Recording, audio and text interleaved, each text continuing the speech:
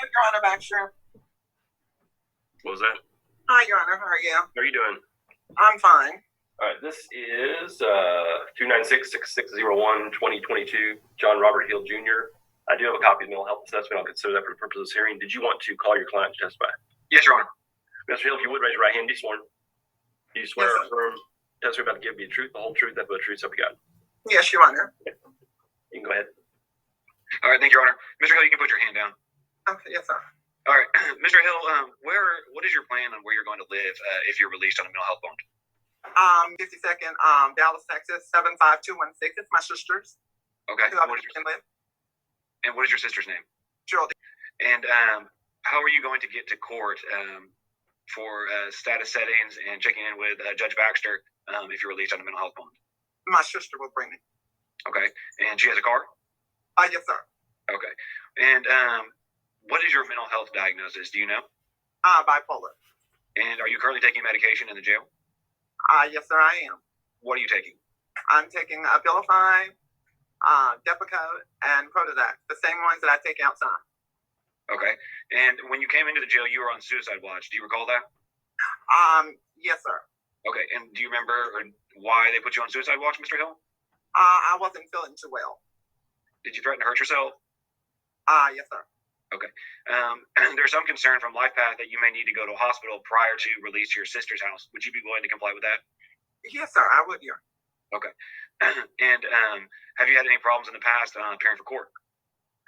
No, sir. Okay. And do you understand what the mental health bond requirements would be as far as checking in with Ms. Fox on a weekly basis by phone? Yes, sir. Okay. And do you have a cell phone? I can use my sister's. They have my sister's number on there. I gave them my sister's number. Okay. Mm-hmm. And were you going to Dallas Metro Care for services prior to your arrest? Yes, sir. And is that where you'd like to have your services continue to? Yes, sir, I would. Okay. I'll pass the witness, Your Honor. Any questions from the state? Yes, Your Honor. Good morning. Can you hear me? Good morning. Yes, sir. My name is Michael Mooneyham. I'm a prosecutor with the Collin County DA's office. Just a couple of quick questions for you real fast. So you're going to go live with your sister is what you just testified, right? Yes, sir. Question for you is your sister a drug user currently or ever been a drug user before? Oh, no, not my sister. No, sir. Have you ever used drugs at your sister's house before? No, sir. Have you ever used drugs in your sister's presence before? No, she doesn't like that at all. Okay. Second question for you. So if you don't get institutionalized, where are you going to be receiving mental health treatment? Is it just with LifePath, or do you have some other resources that are available to you? Metro Care. Okay, so you can walk there if you needed to? Yeah, but my sister has a car. She'll take me. Okay, and she'd be able to do that pretty consistently? Oh, yes, sir. She'll be more. Okay. Yes, she'll be more than happy to help her brother. And my last question for you. So you just got arrested here in Collin County on some Collin County cases. When you got arrested on these cases, were you on bond on other cases from other counties? No, sir. Okay, pass the witness. Anything else from the defense? No, Your Honor. We would rest on our motion. Okay. Anything else from the state? Yes, Your Honor. I'm going to read the defendant's criminal history into the record. If you'd like me to stop, please let me know. Okay. So 1999, aggravated assault with a deadly weapon.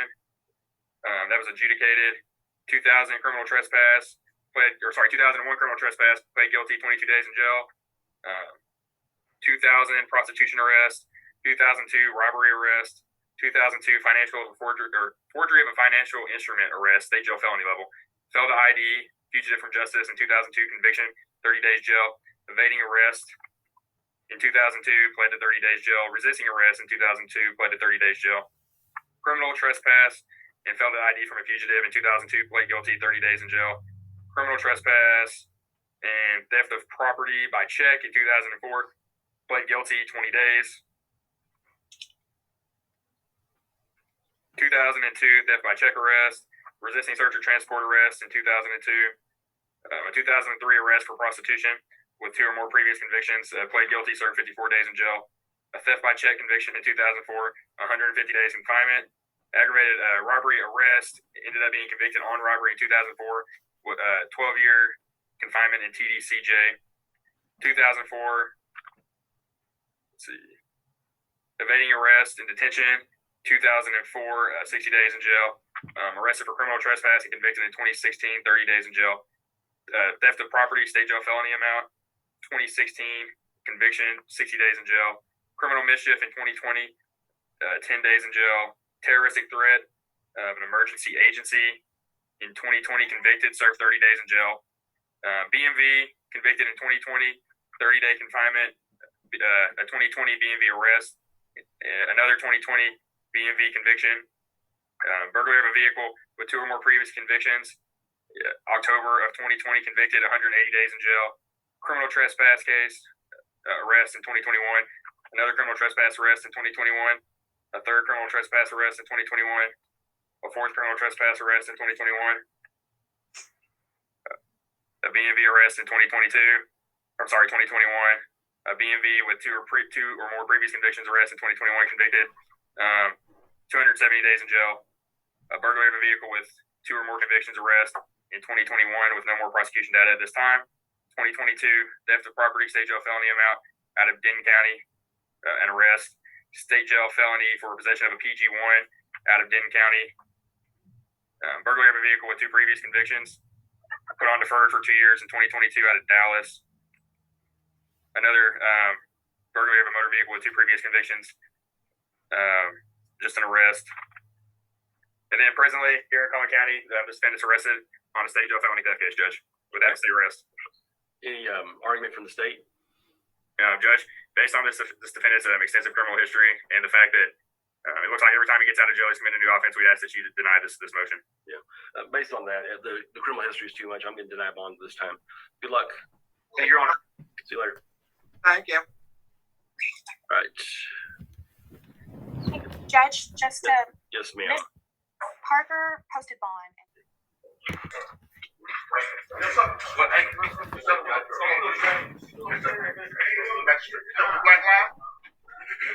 Face the camera, say your full name. Michael Aaron Raymond. All right, good morning, Mr. Raymond. Good morning, Your Honor. May it please this honorable court, for the record, I'm Attorney James L. Galen, Jr., P43406. I'm retained counsel on behalf of Mr. Raymond. We've waived the formal reading of the complaint and warrant. My client will stand muted this time. All right, thank you very much. For the record, this is case number 230-569. 6201, noting counsel's appearance for the record, also the waiving of the reading of the information. All right, and we'll enter not guilty plea on Mr. Raymond's behalf. I will hear from the government as to arguments as to bond, and then Mr. Galen, I'll hear from you. Go ahead, please. Thank you, Your Honor. On behalf of the people, Your Honor, on May 17, 2023, approximately 2 a.m. in the morning, the officers were called responding to a call of service for aggravated felonious assault. When they arrived at the area on the road, they talked to the defendant, Michael Raymond, who said that he had seen a car driven by a person that was driving erratically. He said going up on a curb and crossing the line, and he followed it. And so the driver of the vehicle, pulled into a gas station, got out of the vehicle and said, "Why are you following? What are you doing here?" And the man said, "Well, you're driving erratically." So the complainant got back in the vehicle, drove away with the defendant following him again. So he pulled into another gas station, and when he did that, the defendant got out, came up to the window, and he said, "I am the Minister of Defense." He showed him some ID, okay? And, I'm sorry, Department of Defense. He flashed an ID. The complainant then got in his car, he was in the gas station. The man came up to him and showed him the ID. The complainant, who had been out of the vehicle and standing basically in front of Mr. Raymond's car, or by his vehicle, Mr. Raymond revved up his engine, attempted to hit the complainant, and he had to jump out of the way. And I haven't had a chance to really find if there's any prejudice on this gentleman or not, but it's assaultive for sure, Your Honor. And I think the man going around identifying himself and harassing drivers that he is offense should be cautious. We couldn't object to a personal boundary here. Okay, thank you. All right. Counsel, I'll hear your argument as to bond. Yes, Your Honor. My client is a 40-year-old man with absolutely no prior criminal history whatsoever. He does work for the Department of Defense.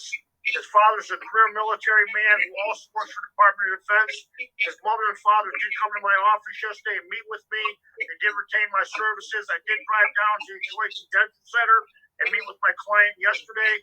My client advised me that this individual appeared to be under the influence of drugs or alcohol and driving in a very erratic manner. This individual did pull into a gas station at 8 Mile and Shell gas station. I see the Shell in Sunoco. I saw it yesterday on my way back from GDC, but it's at the southwest corner of 8 Mile and Mount. My client was in a turnaround. The individual inside, and we're not trying to case here, but the individual went inside the gas station, then came out, crossed 3 lanes of traffic, and approached my client's vehicle.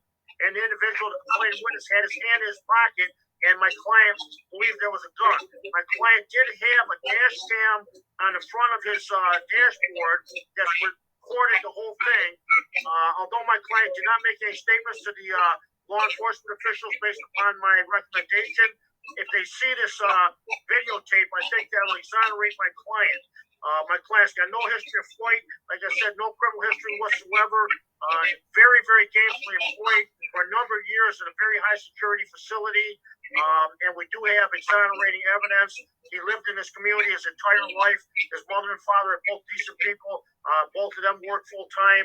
I'm respectfully requesting a personal bond. I don't have a problem with it being a high personal bond, but this time there is a presumption of innocence, and we expect that when this is all over, my client will be exonerated of any criminal matter here.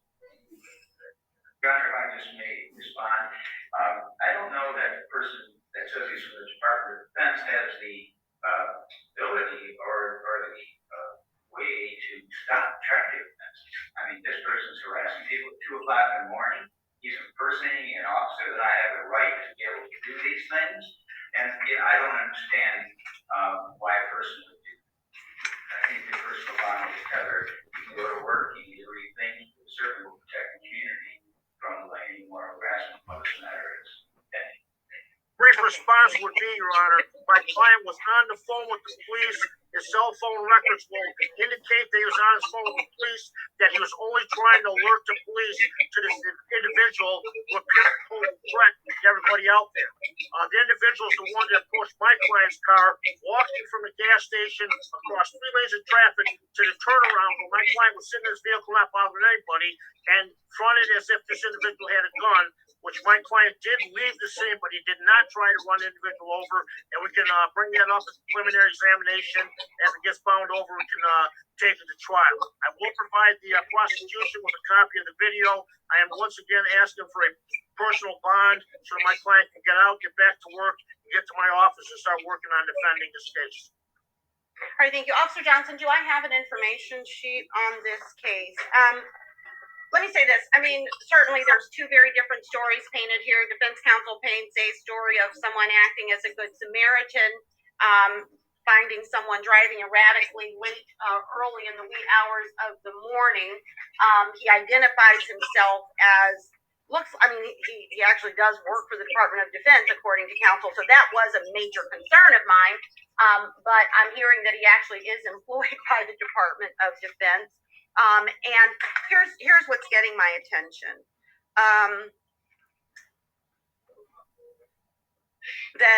Mr. Raymond, so he pulls over, he gets out of his vehicle. So Mr. Glasker, the alleged victim, pulled over, got out of his vehicle to confront Mr. Raymond, defendant.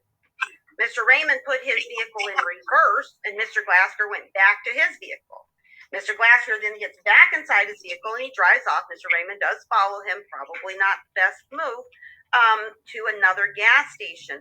But then Mr. Glasker gets out of his car a second time and starts to approach the defendant's vehicle. This is all according to the investigator's report. Defendant gives him verbal commands to not approach him.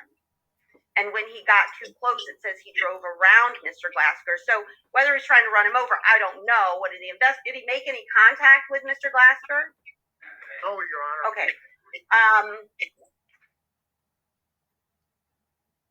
And one other thing, my client was not under influence of any drugs or alcohol, did not have any weapons in the vehicle, and did give verbal warning for individuals to stay away from his vehicle. That's all And recorded. then it also says that he, according to the investigator's report, it says that he identified himself as Department of Defense, but then said he was going to call the police. So again, I don't know that somebody who's saying I'm calling the police is giving the message that they have the authority to effectuate a traffic stop, because that would be concerning to me if we have somebody out here impersonating a police officer. I think calling the police is the right thing to do, not confronting someone, but all right. The only thing I wanted to say was I said I was not. Don't say nothing. Don't say nothing, Mr. Raymond. That's why I said I work for the Department of Defense, because I am not a police officer. Mr. The Raymond, attorney please is don't say advising nothing. you to observe your right to remain silent, sir. You are being recorded, and anything you say could and will be used against you in the future, or likely will.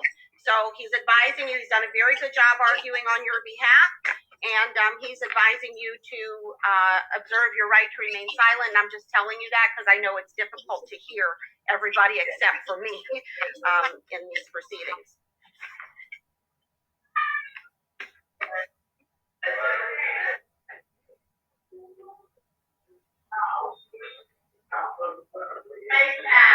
Is driving a part of his work duties? I don't know, Your Honor.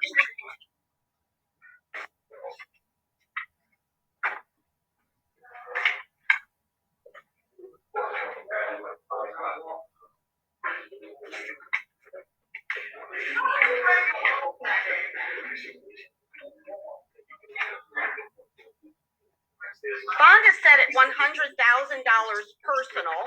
I am setting a high personal bond versus a tether, but the other thing we're going to do, sir, you may not drive during the course of this bond. So if you need to go to work, you're going to have to call an Uber or Lyft or whatever. There is to be no driving until a judge says otherwise. Your attorney can take that up with the judge at the next hearing, but even if I believe everything that's been said here today on your behalf, there was some bad decision making being made, driving around, following people and confronting them at 2 o'clock in the morning, even if you were trying to do good.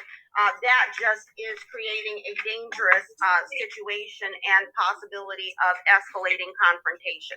So $100,000 personal, no driving until a judge says otherwise. May 30th for probable cause conference, June 5th for preliminary examination, not to purchase or possess, not to purchase or possess any firearms or other dangerous weapons. Doesn't sound like that's a condition of work. And then there is to be no contact with this complainant. No verbal contact, no written contact, no contact through third parties or social media. Any attempted contact will be considered a violation of the conditions of the bond. All right, thank you. Thank you very much, Your Honor. I just want to confirm that it'll be the 30th of May for the PCC, and June 5th will be the preliminary exam. Correct, in front of Judge Sabrine. Your client is attempting to ask a question. Do you want me? No, I ask you to advise him to be quiet and exercise his constitutional rights. I own a home improvement company and a landscaping company. I manage those as an owner-operator. How am I supposed to continue my business in that nature? I don't know, sir. I don't know what it involves, but if it involves driving, you can't do it. I hire a driver to drive my vehicle and I sit in the passenger seat? All I said is you cannot drive. That's it. Don't drive. Thank you very much, Your Honor. Thank you. Thank you very much. Okay, thank you.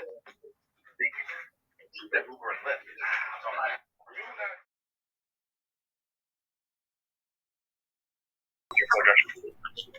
All right, thank you. All right, this is case number 230-569-4801, People of the State of Michigan versus Al Hassan Ayash.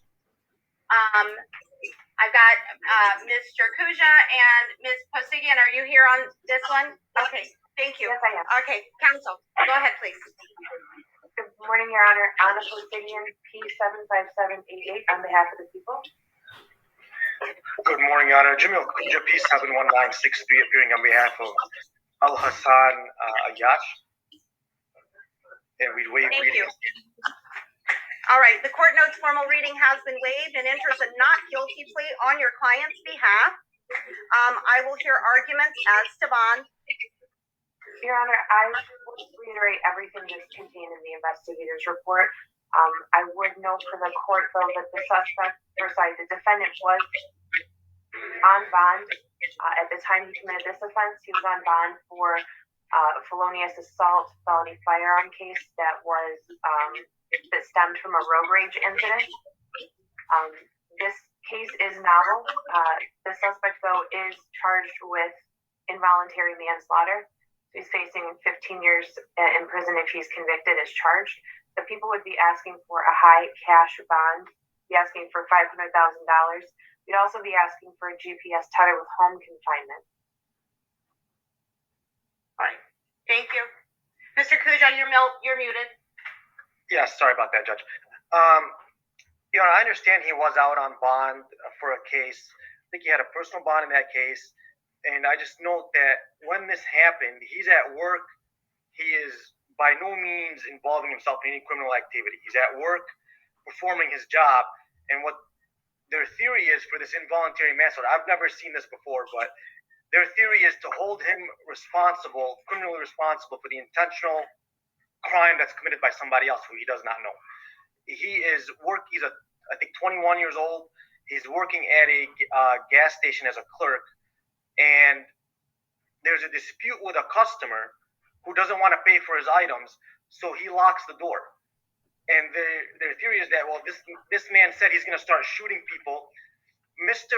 Ayash opens the door. I understand that people didn't react quickly enough because the other person pulls out a gun and starts shooting people instantaneously. But he calls the police and he locks the door so the thief can still be there when the police arrive. He's a young man. He panics in the situation. I'm not sure, that's been tested before, that they're going to hold one individual criminally responsible for the intentional act of another. So I'd ask the court to really consider setting a personal bond with a tether because it's really not fair, while he's presumed innocent, to hold him in custody while the people test out a legal theory that's never been done before. I'd ask that he be released. If there's really no concern that he reappear in court. He's not a flight risk. He doesn't have a passport. He's never even left the country, Your Honor. He hasn't even left the state in like 10 years. He lives in Hamtramck with his parents and his younger siblings. He was working at the gas station to help provide for his family. They don't own the gas station. He was just working there as a clerk to help provide for his family. And again, he was doing his job. Did he panic and maybe react inappropriately, in a way? Maybe, but that's the best that they can argue here.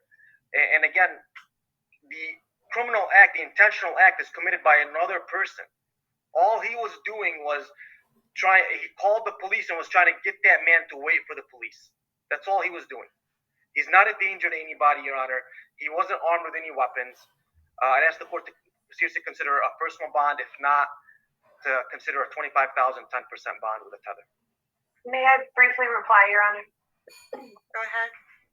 With regard to the facts of the case, I didn't want to get into those too specifically, but yes, the defendant locked the thief and then shooter in the gas station, but he also locked in three innocent bystanders who, over the course of almost 8 minutes, in an increasingly hostile environment, were begging and pleading and screaming to get out of there. They offered to pay for the defendants, or the shooters, I think it was an iced tea and donuts. They were doing everything they possibly could. And the clerk unlocked the door about 15 seconds before the shooting happened. So it's not that the door was unlocked for a long period of time. People were pulling, kicking, trying everything they could to get out of there, and they were stuck in there because of the defendant.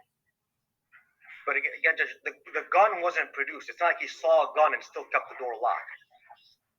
Well, here's what concerns me. I mean, according to this investigator's report and according to a video that was reviewed in writing up the investigator's report, it wasn't just the locking of the door. It was a participation in escalation of this situation and then locking the door while people were begging to be let out and not unlocking that door. I mean, so to me, the concerning thing is what's turned into, you know, somebody getting away with what, $5 worth of goods? I don't know, has now turned into a homicide. Because, I mean, I won't go into the details of the investigator's report either, but I will tell you what I'm reading is a participation in escalating this situation and then a refusal to unlock the door when people were asking him to do so. Now, I understand your argument, counsel. He didn't shoot anybody. And he was, you know, making bad decisions in the moment, and people do that. Officer Johnson, do I have a sheet? That's what you're giving me? Judge. All right, thank you. If I could just say one thing. For bond, the purpose of bond is to protect the community and to ensure his reappearance in court. We're not, you know, arguing what the appropriate punishment is if he is guilty. And that's why what I'm reading in terms of participating in escalating a situation that escalated to violence concerns me. That's why that part is concerning to me, because I do have to consider community safety. I don't think there's a flight risk here. He's got family in the community. He's got a job. I don't think he's a flight risk. Will his bad decisions continue to endanger people? I don't know. I don't know. You know, frankly, I could remand him given the fact that he's already on bond, but I'm not going to do that because I don't think this rises to that level. But I am going to impose a cash bond, and I am going to impose a tether here. I'll hear any other argument you wish to put on the record, but there will be a cash bond in this case. Okay. Judge, in terms of how high the cash bond should be, like I stated, he's working in basically a minimum wage job at a gas station. His family doesn't have much assets. Right, he lives in Hamtramck with his parents, his two parents, I think four younger siblings. He's retained counsel. He maintains his innocence. And like I said, the theory to prosecute this man is to say he is criminally responsible for the intentional act of another man who, unbeknownst to him, had a weapon in his pocket and pulled it out and fired it. That's an intentional act by somebody else. He calls the police. He sits there. He cooperates with the police. He helps identify the shooter. His assistance to the police is what led to the arrest of the shooter. I mean, this man couldn't be any further from a danger to the community. I get his judgment ended up putting people in danger that day, but to say if he's released, he's likely to again endanger others, I think is quite a stretch, Your Honor. It's pretty unlikely. He's not working at that gas station anymore. I wouldn't oppose any condition of, you know, not being employed as a cashier. But Judge, just, you know, I understand the court wants to set a cash bond. The presumption is still a personal bond, even in a manslaughter case. The presumption under the court rules is a personal bond unless the court finds that a personal bond is not likely to ensure the safety of the community and his reappearance in court. And if not, then set the minimal conditions that would assure that.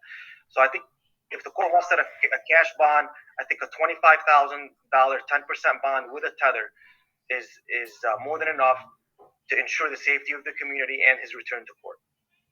Okay. Have you had an opportunity to read this investigator's report? You've not, have you? I don't. If I'm referencing it, I want to make sure that you know why. Right. So, no, I don't have it, Judge. Okay, all right. I know they don't get provided to you guys often, so I just want to make sure. So, I mean, as I said, my concern is, according to this investigator's report and according to the video that was reviewed in preparing it,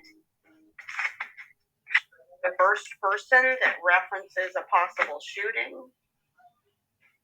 is the person in front of me That concerns me. It concerns me that they're saying they're taking that statement directly from a video that they reviewed. That's a concern. Because I don't know. Because if somebody is saying that and then locking numerous people in an environment and not letting them out, and then it escalates in the way that it did, I can't hear that and find that there's no role in what happened. So I'm going to set bond. The first time I get a video from the police and their investigators report doesn't line up with the video that they then produce later. It's a one-sided document that's being prepared by the very folks who want to prosecute him after they saw his cooperation, right? After they saw his cooperation, got it, and then after the issue blew up in the media, then they went back and treated him as a defendant. That's what took place. This happened over, I think, about 2 weeks ago. After they got his cooperation, once the case received media attention, now we went back, we're going to treat this man as a defendant. He didn't have any weapons, so I don't know how they're referencing that he said he was going to shoot somebody. He wasn't armed. And he didn't know the other person was armed. He didn't know the other person. He called the police himself and wanted that man there until the police arrived. They've been robbed over and over again at that gas station. All right. He will have the benefit of a bond redetermination hearing. That hearing will be set for, is it Monday, Madam Clerk? Tuesday. All right. The bond redetermination hearing will be set for Tuesday, May the 23rd, in front of Judge McConico. All right. At this time, because what I am reading does indicate to me a participation in the escalation, and that represents a danger to the community. Bond is set $200,000 cash, no surety. If he's able to make that bond, he must be fitted with a GPS tether with full home confinement.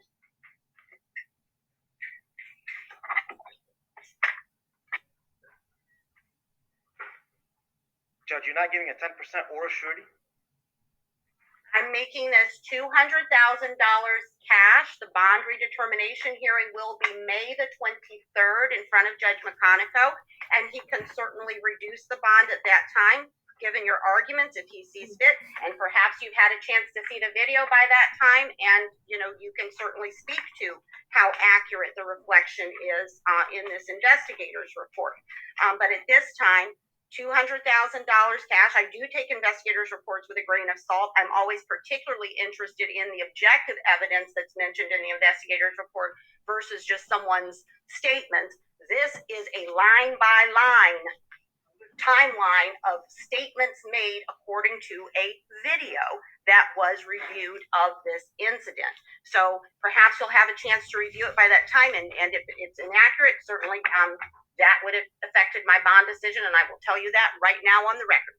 So $200,000 cash, no surety, bond redetermination hearing May 23rd in front of Judge McConico, June 2nd for probable cause conference, June 9th for preliminary examination. That one's set for 1:45 p.m. These are going to be in front of Judge King. Thank you. Could I ask Ms. Pasegan if she can provide me an email with the investigator's report and the video now that he's been around? I'll give you a call tomorrow. All right, thank you. Thank you. Thank you. Crime Time wants to thank you all for your support. And as always, thanks for watching. Like, subscribe, hell, tell a friend.